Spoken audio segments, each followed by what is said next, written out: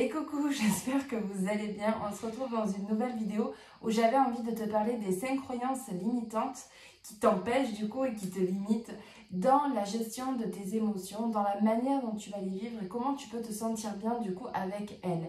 Mais d'abord, je me présente, je suis Laura, fondatrice de l'Académie des femmes éclatantes, une académie qui œuvre pour les femmes, qui est au service des femmes pour les aider à prendre confiance en elles, à se comprendre, à comprendre comment elles fonctionnent, pour pouvoir trouver du coup de la clarté, de l'apaisement, de la confiance en elles et avoir du coup la vie dont elles rêvent au travers de décisions justes pour elles.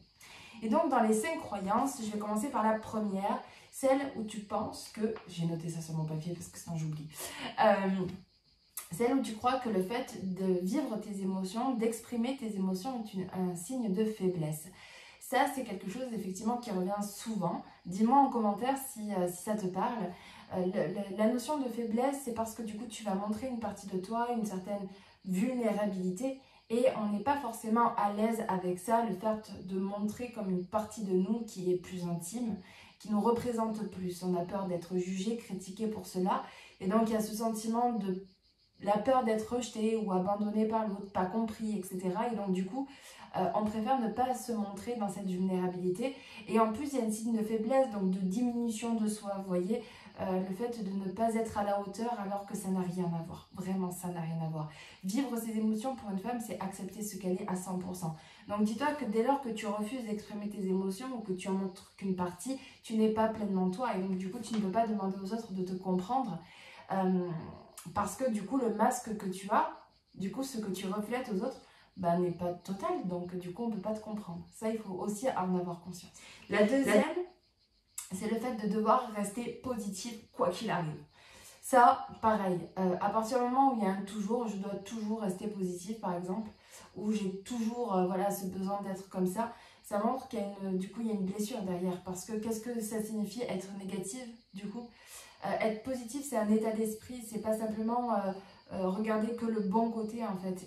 Je regarde l'ensemble et dans cet ensemble, quand j'ai guéri, je choisis de regarder tel angle de vue.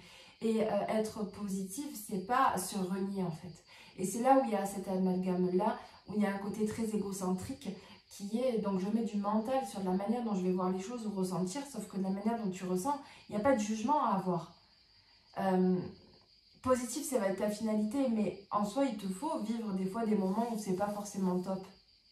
Parce que c'est dans ces moments-là, dans le creux de la tempête, où parfois tu vas avoir des cadeaux qui vont te permettre d'avoir après un état d'esprit beaucoup plus clair, beaucoup plus, juste, tu vois, clair, voilà, avoir un discernement plus juste. Mais c'est en traversant aussi, c'est des fois cette colère, cette tristesse, ces moments de peur, etc., qu'on se révèle en fait et qu'on a des attraits positifs de plus en plus. Dis-nous aussi en commentaire si ça te parle ça, parce que je sais qu'on est plusieurs à avoir cet état d'esprit de je reste positif et au final en fait vraiment c'est une violence pour nous de croire ça. La troisième, c'est les autres ne me comprendront pas, donc je ne vais pas en parler parce que les autres ne comprendront pas mes émotions. Ça aussi c'est faux. Ça aussi c'est faux parce que déjà, la première chose que j'ai envie de te dire, tu n'as pas besoin de comprendre tes émotions. On n'a pas besoin de tout comprendre. Ça, déjà, la première chose, tu les comprendras peut-être plus tard. Mais déjà, c'est s'autoriser à les vivre et à en parler. Les vivre, c'est s'autoriser à les exprimer. Donc, il faut partir du principe qu'on ne cherche pas à comprendre. Et que tu n'as pas besoin d'avoir la validation des autres.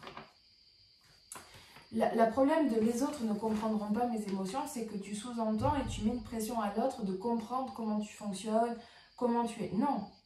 Toi, quand tu t'exprimes à l'autre et que tu exprimes ta vulnérabilité ou ton émotion ou peu importe, c'est de lui dire, voilà, j'attends rien de toi en fait.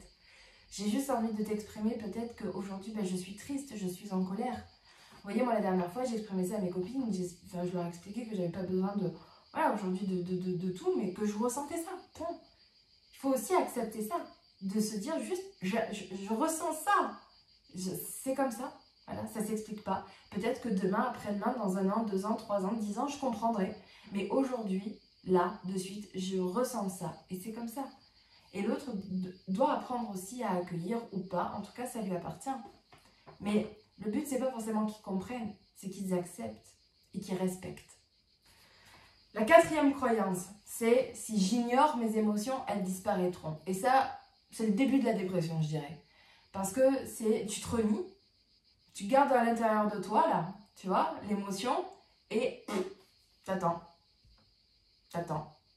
Et tu fais style de rien, tu te fais croire que tout va bien, mais à l'intérieur, c'est le chaos. De plus en plus, hein, c'est un grain de sable. Donc, t'as pas l'impression, puis après, ça devient une petite dunette. Quelque chose de plus en plus gros, de plus en plus gros, plus en plus gros. Puis après, ça devient une dune. Puis après, tu sais même plus de où ça part. Mais cette émotion s'est transformée et a grandi. Parce que tout simplement, elle est restée à l'intérieur de toi. Tu as cru que tu l'avais fait disparaître.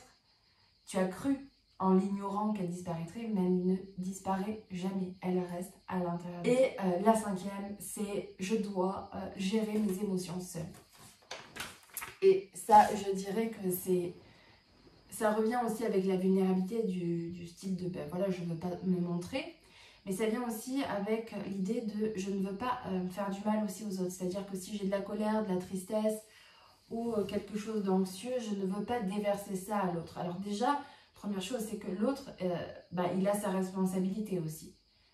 Il peut te dire, là c'est trop pour moi. Il y a trop de tristesse, je ne sais pas le gérer. Tu vois, c'est aussi donner la responsabilité et arrêter d'infantiliser les autres. Et il y a aussi un côté très égocentrique, très aussi... égocentré, je sais pas, mais avec vraiment ce côté, j'ai un fort ego, dans le sens où j'ai pas besoin des gens, j'ai pas besoin de l'autre.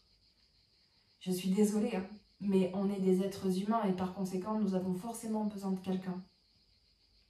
Il y a des échelles différentes hein, dans l'aide et dans le soutien et dans tout ça, mais on a besoin de l'autre pour nous aider à des moments dans notre vie. Et le fait d'accepter aussi d'être dans une vulnérabilité, te permet de ne pas être seule, parce que de croire que tu dois gérer tout ça seule, ça t'isole en fait, et puis ça épuise, parce que ça t'isole et ça t'épuise, et puis surtout que, dis-toi bien que si tu crois ça, tu obliges les autres aussi à vivre ça, et est-ce que tu penses que c'est juste de dire aux autres, bah, démerdez-vous avec vos émotions, parce que c'est chacun, parce qu'au final, c'est ce que ça renvoie, c'est ce que ça renvoie, même si tu vas pas le dire, même si tu vas pas forcément l'exprimer, mais c'est d'une certaine manière, c'est ce que tu renvoies. Voilà. Je suis désolée, en face de moi, il y a une fenêtre, il y a des insectes qui essayent de rentrer. Voilà.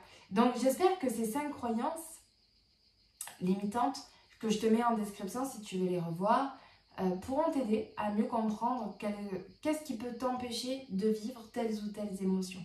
Sache que dans le programme autonome de l'Académie des femmes éclatantes, j'en parle plus en détail et je te permets aussi d'aller te libérer de tout ça avec des EFT, des méditations, même des exercices exprès pour vraiment t'initier et t'aider à mettre plus de conscience et à faire un travail introspectif à l'intérieur de toi.